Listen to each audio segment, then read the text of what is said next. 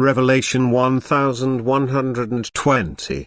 From the 28th of September 1939. Research work. Stars. Venus.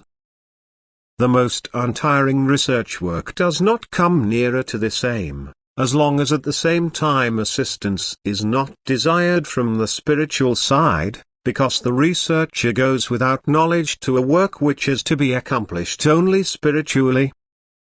From the human point of view, all works of creation, also those outside of the earth, would have to have the same material legality, and they would have to be subjected to the same laws of nature, because otherwise an existence and coming into being of the people is not conceivable. Now, however, all creations are based on other laws of nature for the first time, then also the composition in material relation is so fundamentally different with every single work of creation, and, besides, also the basic condition for the possibility of existence of the beings inhabiting the creations deviates so much from each other that human science would stand here before a completely unsolvable riddle, if it would approach the investigation of these works of creation just purely scientifically. And all results up to now are completely worthless, because they do not approach the truth in the least. The sense of man, the ability to grasp and judge, does not reach beyond the earthly sphere, and there are only few possibilities to explain other creations in such a way that they are comprehensible to man.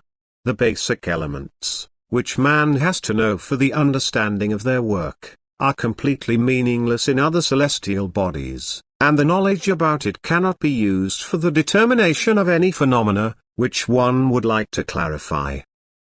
In order to penetrate into the secrets of other works of creation, a complete detachment from the earthly sphere, a freeing from everything visible on earth, is first necessary. The human being has to connect himself spiritually with the spiritual powers of those worlds and to accept as a newcomer all explanations concerning this.